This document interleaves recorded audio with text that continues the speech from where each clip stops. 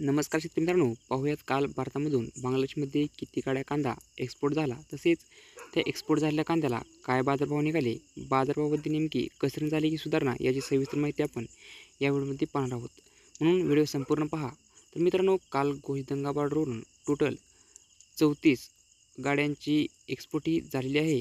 तर मेहदीपूर बॉर्डरवरून टोटल 36 गाड्यांची एक्सपोर्ट ही झालेली आहे.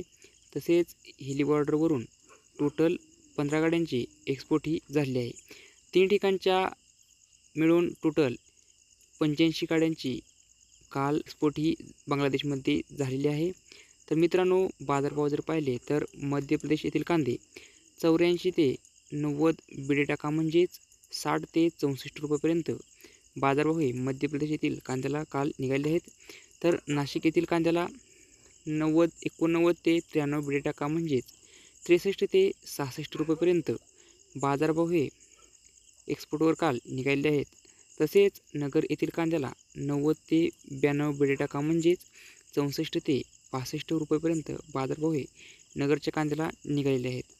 मागील बाजाराच्या तुलनेत काल बॉर्डरवरती किलोमागे 1 ते 1.5 रुपयेपर्यंत एक्सपोर्ट कांदा भावात घसरण झालेली पाहावयास मिळत आहे.